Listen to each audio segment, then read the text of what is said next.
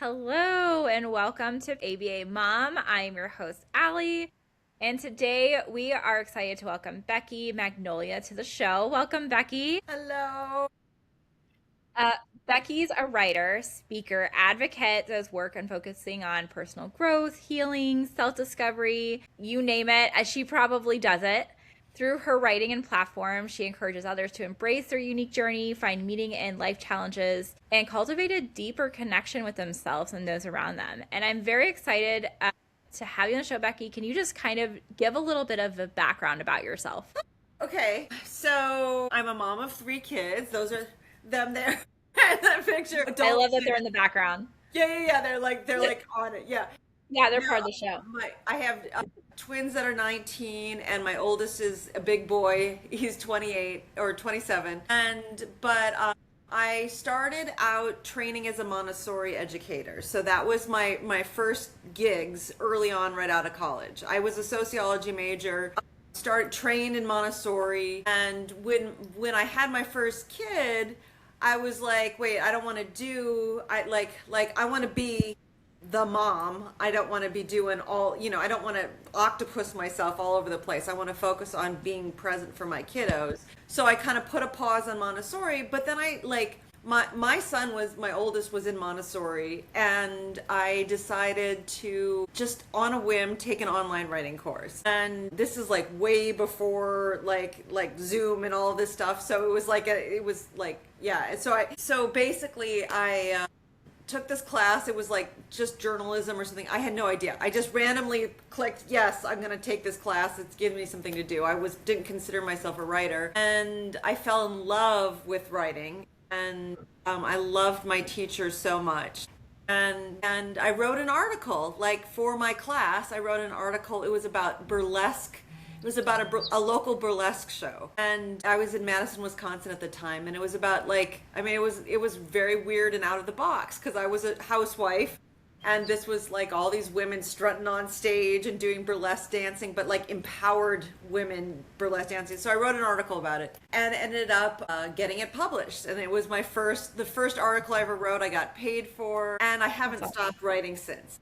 And it turned into like being a journalist, but then writing books. And so I'm up to 16 books. And in parallel to all of this was that my father was a psychiatrist and my mother was an artist and still is an artist. That's an And interesting mix. it's a very interesting mix, let me tell you.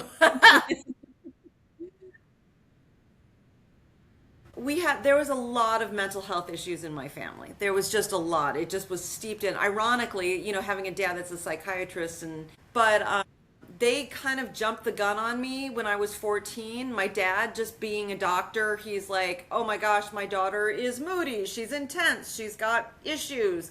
So they put me on meds very fast. They diagnosed me very fast, like within weeks of seeing this child psychiatrist. And they went from a depression, what do you call it, like a depression diagnosis. They put me on antidepressants, but antidepressants were brand new.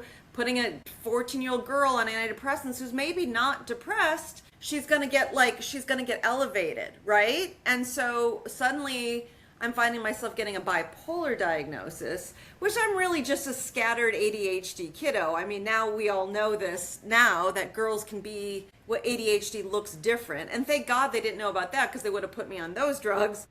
But so like I lived with a diagnosis up until probably 6 years ago with a bipolar diagnosis, and they had me on lithium. I had both all my children while on meds, and I had to go off of it not that long ago when I was having kidney issues. And the psychiatrist is like, oh, he's like, this is going to be bad. It's going to be hard because you're bipolar. And I just lived with this diagnosis. I never even looked at the DSM-V to see like, well, what is bipolar and do I really have it? So I went off to lithium. Nothing happened. There was no change. I was still me. There was no manic episodes or deep depressions. There was nothing. And so basically, I lived with a bipolar diagnosis for 35 years, not just the medication part of it, but the self-identity. Now, I'm not saying that mental health issues aren't real, because they are. But for me, it was very disempowering. It was a very disempowering thing, because from the age of 14, they literally sat me on a couch and told me I was broken. They said, "You have a depressive disorder. You will have this for the rest of your life. It's like diabetes. This is it. You've got it, kiddo." And so I've always been kind of, so yes, my writing career, my children, and all of this stuff has been going this way. But then I've always had this low level of not believing in myself. And so it's been an interesting journey. It's been truly an interesting journey. And I think since realizing that I was misdiagnosed, I've been stepping into my power. And, it's been a trip. It's been a trip. Yeah, that must be very difficult, like knowing like all these years, like you would have been totally fine without the medication. So that must have been really something. That's crazy. Yeah. Yeah. Yeah. I did want to pull back to the Montessori piece because I don't know that everyone knows what Montessori, which I think that some of the Montessori education is great in helping with independence. It looks a little bit different than what I use as a behavior analyst, but I do like some of the curriculum for like the Montessori schools and the way they teach some of that, those life skills and independence. Can you kind of just explain with your background like what Montessori is? Yeah. So Montessori, when you go into a Montessori classroom, like, it starts with in preschool, but even the elementary classrooms look like this. You walk in and there's just lots of shelves. It's a big room, usually very open and airy, and there's shelves full of materials. And each of these materials, it's like Maria Montessori was the founder. The materials have been around since she designed them in the 1800s. And so these are very specific materials. I think a lot of people don't understand that about Montessori. A lot of people are saying they do things Montessori, but Montessori has very, very specific ways of doing everything. So it's actually very rigid and very specific. So there's all these material, each piece of material that maybe just looks like a wooden bead or like little beads, on a tray. It looks like not much, but inherent in each of those lessons is a very deep, like full focused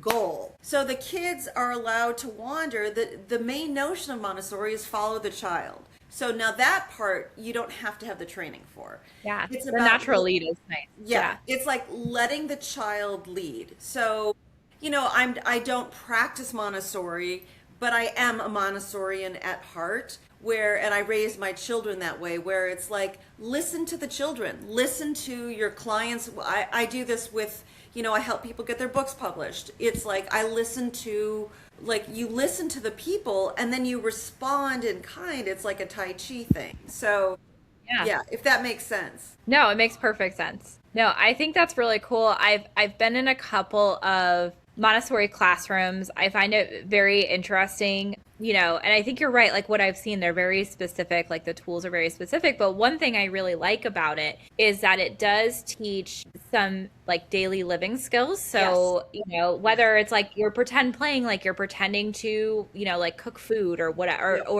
it's all kind of, and then it sometimes leads into actually doing those things. So like sweeping up the floor, like all of those kinds of things, but in a playful way, and learning happens through play. So I do love that concept. Yeah. So I will correct you, because there's a lot of like people, it's a lot. There's a lot to it, but like it's not, there is no, like in a classic Montessori classroom, you're not going to see pretend play.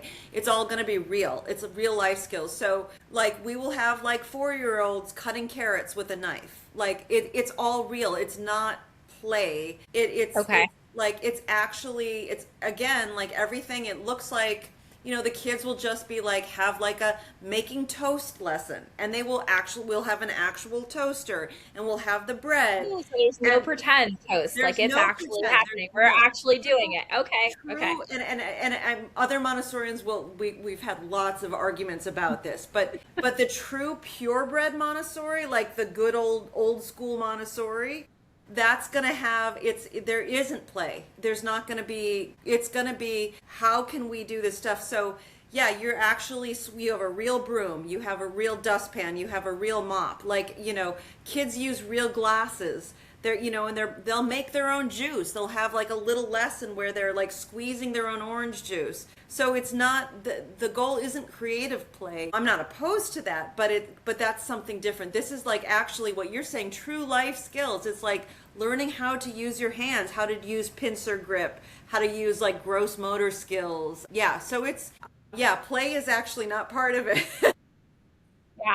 Yeah, so that's really interesting. Okay. Yeah, so my observation was that they're using these items and then eventually like with the fake toast and things like that. So then Right. eventually doing that. But that's very interesting that we just Yeah. start like head We on. We're start. just doing the Oh real yeah. life skills. Oh Okay. yeah. All right. Yeah. Yeah. Very, very interesting concept with the Montessori. I do like the idea of teaching kids skills and working towards that independent functioning and daily living skills for them. I do want to ask you, so I know you've mentioned like your mindset. So with the bipolar diagnosis, that maybe it was more of like ADHD, which I mean, I also like we had a whole conversation about ADHD, like in women, like it looks different sometimes, and then there's different types of ADHD, like there's all kinds of things, but just with your brain kind of patterns, like working differently, like what are some ways that you find you deal with like managing your time and stress? That's a good question. I was just pondering it this morning, like literally before we got on the call. I'm like, okay, how do you do this? It's so weird because it's like I mean, I joke with my kids. Two of my three kids are definitely ADHD. They will say it hands down. So, and I don't have a formal diagnosis, but I see it. My kids are always like, yeah, mom, where do you think we got it? You have some of the like you see the symptoms, yeah. So for me, I think it's not so much management, and again, I'm not saying this is right or wrong, but for me, it's allowing. So it's allowing and forgiveness, self-forgiveness. So we live in a world that really wants to put us in boxes. You can't avoid it. You have classrooms, you have, you're working at Walmart, you have things that you have to do. And that's just being human in this world. Is there's things you have to do. And however, for me, I think I give myself a lot of grace. I'm creating a lifestyle that's different. I'm not I can't I mean, really, for me, stress management is giving myself grace and allowing myself to be whatever I am. Because for me, it's not just being, it's not just the like distractibility. I'm a highly sensitive, like empathic person, so I pick up everything and I feel, I don't even know half the time if it's my moods or if it's the moon or if it's the person who was standing in line next to me at the grocery store. So it's like being gentle and mindful with whatever comes up. So this morning I was at the park and I was going to do yoga. I was like, okay, this is what I do every morning. I'm going to go do my yoga dancing and all this stuff. And I was just so pissy. Like I was so like just agitated and like no reason. There's nobody else around. I live alone. Like there's nothing. And my body is like, so, and I'm like, no, I'm not going to do my yoga dancing today. So I literally just shifted gears and I said, it's okay that you're not stretching today. And I literally just like paced. I mean, I just walked. I walked and talked. I used AI. I talked to myself and it looks weird. Like, it's a weird thing. Like, why is this woman at the park talking into her phone? And I let that be okay. I let that be okay because, and I didn't even analyze it. It was like, okay, why am I pissy today? I don't know. Who knows? There's a full moon. I don't know. But what was important to me was to allow the pissiness, to allow that feeling to just be there and not shut it down and not try to be high functioning. Like I would love to be a high functioning person like my friends who just get all this shit done. They've got a 9 to 5 and it's not me. Like I need to sit and listen to the birds and I have to be okay with the fact that I have to just sit at the park and listen to the birds Right. for half an hour. So I, ultimately, and that was a long way of answering your question, is self-love. Like it really comes down to that. I don't fit in the boxes. I do not fit in any boxes. And just like with the Montessori kids, we let them choose their activities and they can flow along the classroom. And if they just feel like sitting at the snack table and eating crackers and being social, then that's what they do. And that's okay. Or if they feel like doing a math problem, like they can go do math with the little beads, but it's up to them. And so allowing that, kind of treating myself like a Montessori kid, like, oh, what do you need today? Oh, you need to walk and talk to AI all morning? Awesome. Go for it, girl. Yeah. It's unconventional, but it works. It works. And there's two things I really like that you said there. One is giving yourself grace, and the other one is like you pivoting. So like you can always Yes. say, okay, you know what? I'm not going to do the yoga today. I'm not in the mood for it, and then you change and you Yep. pivot. Yep. And Yep. I think that's a beautiful thing. And for a lot of, for our nonprofit, for the adults with, individuals with varying, exceptionalities, is that, giving yourself grace and like being able to pivot is Yeah. totally Yeah. okay. And even, I say like neurotypical, but because you're right about the boxes, we're all in these Yeah. boxes, right? Yeah. So whatever it is, I mean, even somebody who just can do those 9 to 5 that Yeah. have, a brain that functions in that way, Yeah. and can push through it and do that without any difficulty at all, it's still okay to have days like that. It's okay to Yeah. want to need Yeah. to pivot, to give yourself grace for anybody. I think that's important. Yeah. And I like that you said that you're kind of bringing yourself back to like that Montessori to be able to just kind of have that natural flow. And how nice would that be to just be like, I don't have to like, just put away the responsibilities and Yeah. we're just going to flow with it. Yeah. I love that. I love that concept. I would love to live in that every day. Yeah, That sounds I so mean, nice. I'm actually Yeah. going, yeah, the flow is great. It's good. Yeah.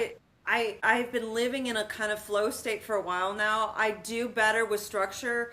I do better with external structure. That's something I'm learning, Right. which Right. is hard for me because it's I need both, And so, Yeah. I'm single now. When I was married, he was very structured. I would say he's more, everything's a spectrum. He leans more spectrum the other way. And, I think I always see ADHD on one side and then like spectrum, like, I don't know. I always see those kind of like they complement each other.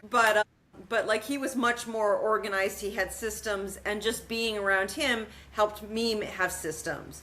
But being on my own is this free flow it's beautiful, but it's like I crave to be around people so I can co-regulate and like, okay, let's do this Yeah. together.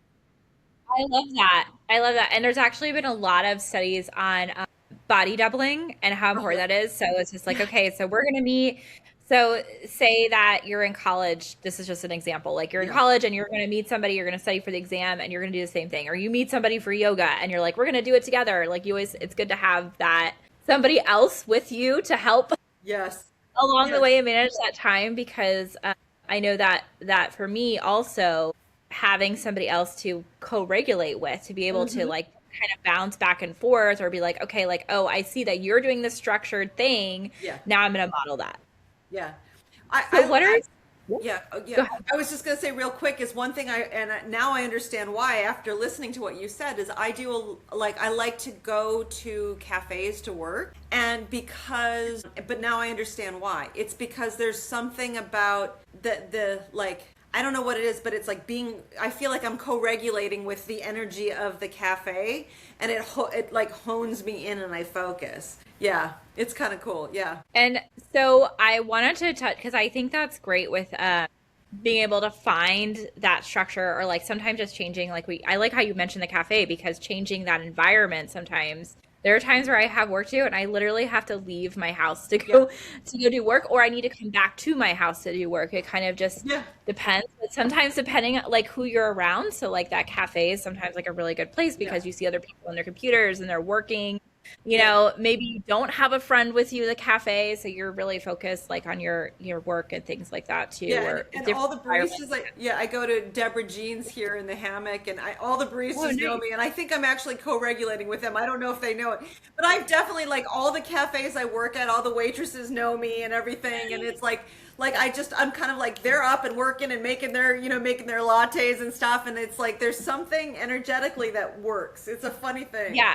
They're working and you're working. Yeah, Like you guys are working exactly. different types of work, but you guys are both Parallel working together. play. Yeah, yeah, yeah. Parallel, exactly. It's parallel. So we have Becky, which you're going to be a large part of, is our upcoming workshop on June 20th. And this is talking about the stress and time management, what are some ways that you can help with, or that you found for yourself too, that you can help others with alleviating stress? Like, what do you find helpful? Honestly, for me, I think more than anything is community, is each other. I mean, this is just what we were just talking Yeah. about. I think from a mental health standpoint, I think we're again we're all kind of isolated and we're all kind of doing our own little thing. And I think that being together helps a lot. And knowing that you're not alone, I think it's very easy for us in this day and age, and I can only speak for myself because I'm not a psychologist, so I don't know what's going on in other people's brains, but I know from my brain, there's the inner critic she's always in there doing her thing. There's the fixer who's always trying to do her thing. And so, okay, so that's another one as well. So I think connecting with other people, being real with other people, authentic with other people, being like, hey, this is freaking hard. Like Yeah. like being honest and saying, oh my God, I have like this group of people in my head. I'm like like I have multiple people in my head, and I have somebody in my head who's yelling at me, and I'm somebody who, like, I have an inner abuser. And to say that out loud and be able to say it to somebody else and have somebody receive it and go, oh my gosh, you know what I mean? And like go, yeah, I have one too.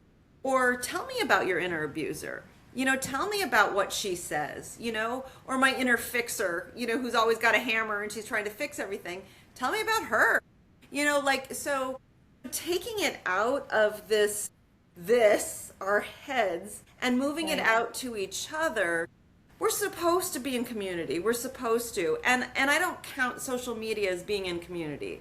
Now this works because you and I are together and we're seeing each other, so we've got co-regulation going on. So again, I'm giving you a long thing. I hope I haven't diverted too far, but so co-regulation and witnessing these inner stories, these inner dialogues, and being authentic about it. Yeah. Yeah, I think that there's some truth to that. So one thing in applied behavior analysis is that a lot of the behaviors that like we see, like if it's like observable, right? So it's like, Hmm. okay, I observed you doing this, like this is a behavior that I saw because, and but we also have this other part that's so we have overt and covert behaviors. And then the other part is what we call the private events. So like the internal things that we can't see. So I can't Right. see like if you're telling yourself, I'm a terrible person, I hate myself, like whatever. I can't see you saying that to yourself. I can't see what's going on in your head, but it does kind of produce itself outwardly in other ways, because if we're going around saying negative things about ourselves, or if we have an inner critic in our head or an inner abuser, as you said too, like being able to and I saw this somewhere on social media, but it said something like you've got to starve it out. So starve out the thoughts, like then you can't feed them anymore. So if you keep feeding your thoughts, right, then they're going to keep happening. But if Yeah. you starve your thoughts, you're going to starve them out. And I think that's a great way to say that, because I think we have to kind of back to that pivot, like being able to pivot our thoughts. And as the behavior side of that, it's much harder for an outside person or like the observer to Yes. be able to have anything to do with your private thoughts, other than just be a reminder, a part of your community, like, hey, like your thoughts like aren't you, like, but you Yeah. can change what you think. Yeah. So, We can't make you change what you think, but we can give you the idea of so what you can change. Yeah, yeah, I guess I mean we probably are coming at from different angles. Is a great I think conversation. so. Yeah, So I think we're saying because the same thing but in a different like way. I actually do a lot of practice with, like, to me, like I hear you say starving them out, and so when I see like that people talk about the inner child, I see like, okay, so that inner critic, like rather than starving her, I want to sit with her. And now, you Oh, can't that's a good always point do this too. when you're Mhm. trying to function, and like your goals are different. You're trying to get people to be functional people in society. To me, one of the most important things, and this comes with the community, is witnessing and being present for people for whatever they are. And I do it with myself, is to be an inner witness to that child. So let's just talk about my inner abuser. So she's there and she's like telling me, "Oh my God, I can't believe you're not even doing yoga. Like what are you doing? Like you're a freak. Yeah, Like why are you talking into we your all have that phone?" one. Yeah. But then what I want to know is I don't want to just like say, oh, stop, because then I'm just creating another abuser. It's another layered Yeah. abuser where you're like, I'm going to starve you out. Then now you have created another character who is the one who starves. So yeah. So I agree with that, but I also think, sorry, I guess there's a two pieces to that, but Yeah. because you're right what you said. Hmm. But the one that you're starving out, you've got to have a replacement. Like you can't just say, okay, this is Mm. not happening anymore. It doesn't exist. So we always try to find like a replacement. So like, what is a replacement for this? So like, instead of saying like, I'm terrible, like, I can't believe you didn't do yoga today. You're awful. What are you thinking? Hmm. And you're walking around talking to yourself, you're weirdo, like whatever, but then you need like the replacement. It's like, I didn't feel like doing yoga today, but I just really love myself and I'm gonna do yoga tomorrow. Or like, Yeah. I'm really cool talking to myself because I'm using AI and not everybody Yeah. thinks about doing that. Yeah. And so I think that Yeah. changing Yeah. what you're saying, so like Yeah. that pivot is like an important piece, because you're right. So Because if yeah. you just totally ignore it and there's no replacement, you are absolutely gonna come up with Yeah. something else to Yeah. And replace it. If you don't replace it yourself, you'll have another negative replacement. Yep, yeah, and absolutely. so right, I agree with you. For me it has been because I like again my childhood was, my mom was mentally ill and I didn't have the nurturing mothering mother, Yeah. and so for me, like maybe what I would say how our ideas connect is that for me I have this mother in me, and it's embarrassing because I'm 54 years old and I'm doing this now. The past 5 years is learning how to mother myself, but that mother, that kind of sovereign, calm, centered, like beautiful, loving, angelic self, like, oh my gosh, yeah, that's what I want. Like that's the Yeah. second character that I want to replace it is a I love mom, that. you I know? love that character. Yeah, I That's do so too. I yeah. love her too. I mean, it's who I'm Yeah. becoming, as I'm getting older, as I'm getting into my elder, I'm at that pivot point in my life, and as I'm getting there, it's like, oh, I just want to be her. I love her so much. I want her to go out into the world and share and love and just be, that's kind of what I do even when I'm helping people publish their books and working with people in workshops and stuff like that is like how do we build her? She's the divine mother. If you want to get spiritual about it, to me it's whatever your religion is, and you can do Mother Mary or whatever. It's the divine feminine, that beautiful, kind, loving feminine. Whatever that looks like for you is something I think we all need a little more of. Yeah. Yeah, I think it's a beautiful thing. And I'm just gonna say energy, even though I'm trying to use a scientific Right, right, approach, right, but right, it's such a right. beautiful, but I always say energy is a part of science as well as that. But it is such a beautiful like person, or like, perspective is like, it's just a beautiful, Yeah, wonderful thing, is yeah, and that that's angelic, yeah. kind, loving. Yeah, I agree. So we all need that in our lives, and that's who we, at some level, like for ourselves, like to be that kind and like loving person to Oh yeah. ourselves and loving Yeah. ourselves. I think we need it in the world. I mean, it's not Yep. just something. Yeah. So yeah, I mean, so doing it for ourselves is number one, and then we can do it for other people too. And going back to your Montessori questions, I mean, if people are curious about Montessori, Montessorians are always like, if you're like, oh, I want to see, like, I want to learn more about this. Yeah. And I worked with a girl with she was ha- had an autism diagnosis, and I actually helped her integrate her into a Montessori classroom. I'm not sure whether that works or not. I think it's a case by case situation, Hmm. but if you're curious about Montessori, reach out to a Montessori school and just say, I want to observe. And they'll just sit you in a chair, and you sit there very quietly and you watch how it works. And it is the most beautiful thing, and it really does go back to what I was saying about that inner that inner mother. Maria Montessori really embodied that. So you get to feel that when you're in the classroom. The kids are just there's just kind of a love. There's just a love flow. In a really good, healthy Right. classroom, you'll see that. So No, that's beautiful. I love it. I did an observation before. Unfortunately, for this particular client, it wasn't like a great fit for them. They yeah, still needed a lot of help. Like but it doesn't mean that they can't get to there at Yeah. some point. That's just not where they are now. Yeah. Yeah.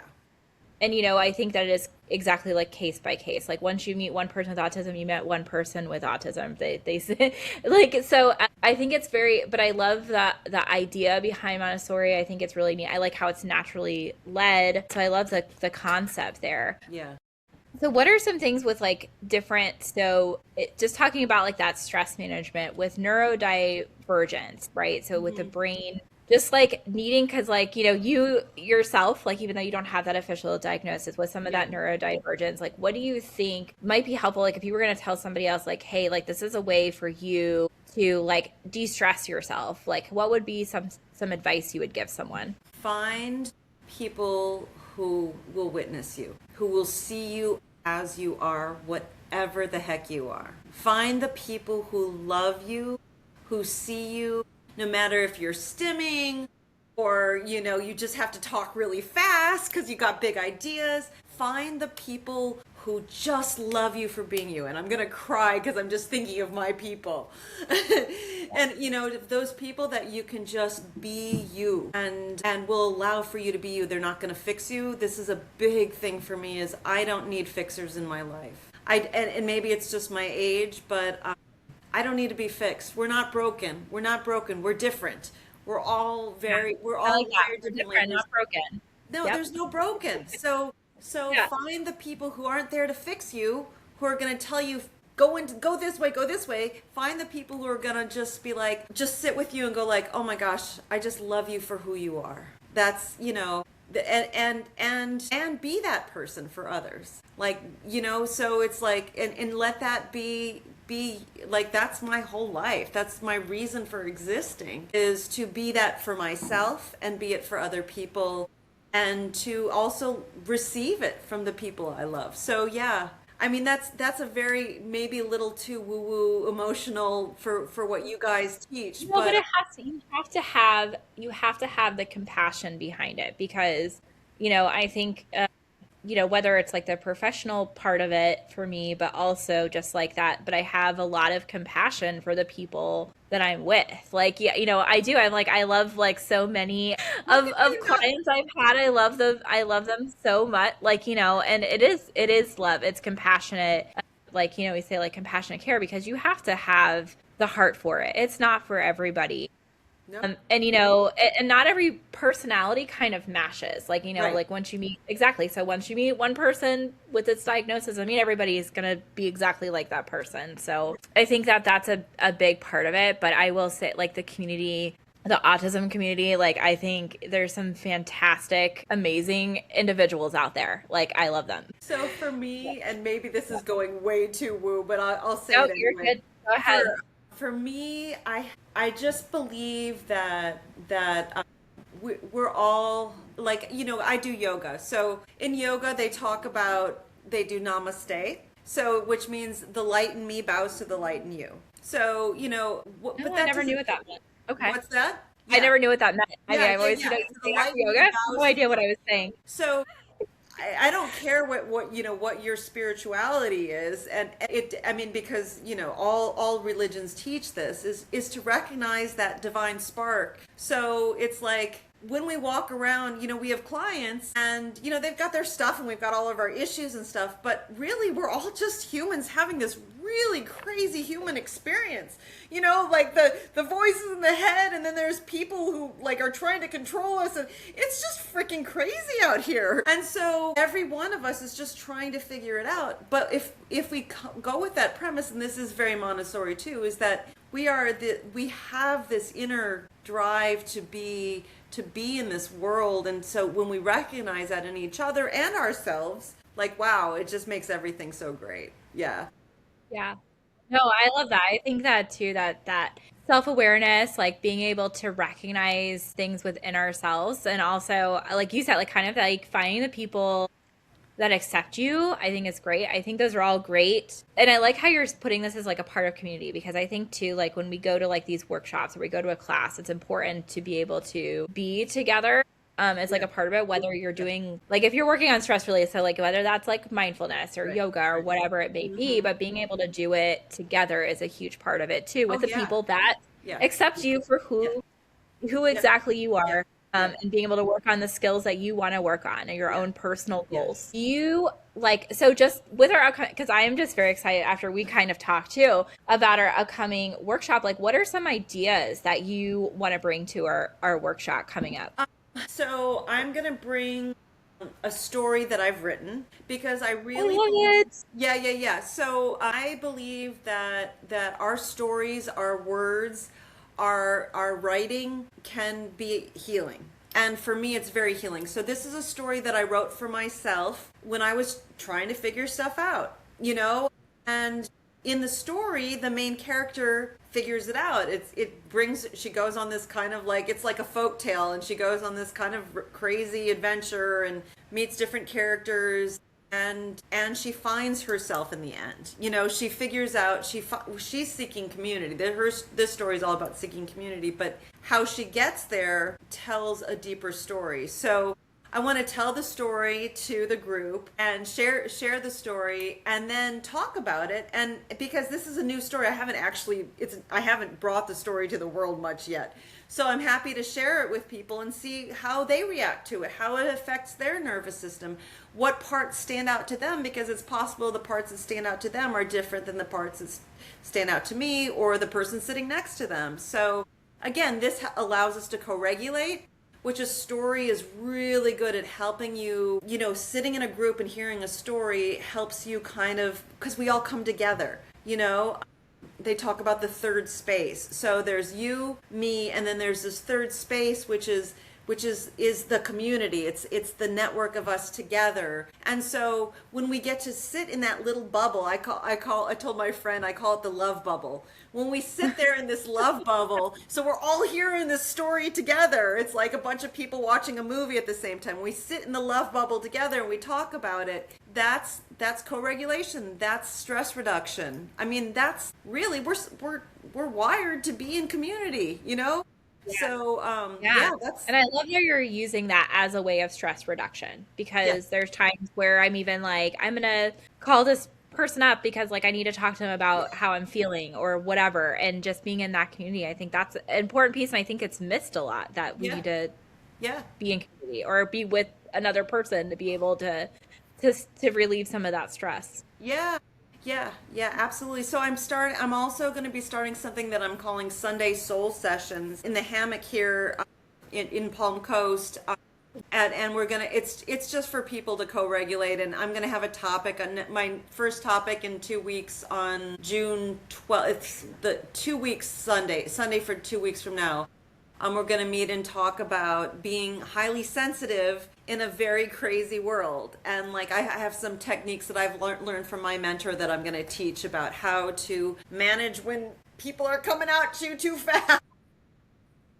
Yeah. Yeah, it's hard when it's a busy world, right? And we want to slow down and everything's coming at us Yeah. really fast. Well, and it's funny because it's like, the clients that you work with, like we're all, like I said, we're all doing this. This isn't, there's no hierarchy of like, oh, like when I go see my therapist, it's not like she's like, we're all in this together. You know what I mean? She's Yeah, trying to manage therapists her have nervous therapists. system. So What? just saying, like if you go to a therapist, therapists have therapists. Like Right? everybody has to talk to somebody. Yeah, they do. Yeah. Who's the top dog here? No, and that's the There's thing is no top dog. there Yeah. is no We're just top working dog. together. It's just, and sometimes we go like this. I've even had therapists where they'll start asking me questions where we're like, okay, I'm paying you guys. But Yeah. we're doing it together. There's no, in my worldview, it's like we're all, it's feedback. It's not. I mean, like I sit when I was a Montessori teacher in a regulated Montessori classroom, that helped me regulate. Like I had to regulate for the kids, and like, so I would be like in kind of like a meditation as the teacher, but the kids are helping me and they're like reminding me about my joyful spark. So it's here. There's no it's Yeah. this. Yeah. Yeah.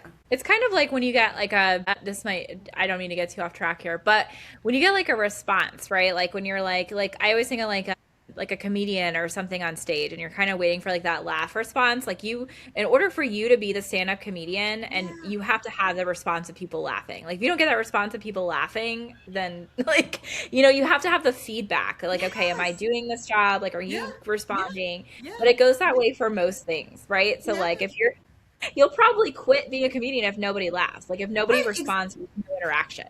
Like, To be a comedian, you need an audience. It's the same with being a yep, writer. It's being a writer. yeah, It's yeah, like I can write journals. Like I've journaled my whole life, but I stopped journaling and now like I write on Facebook like my posts, and because I love Facebook because it's like immediate, like people respond and they're like, whoa, thank you, or like, yeah, felt that, like, and just to get that feedback, I need that because it tells me it's a two-way street. It's not just me sitting alone brooding.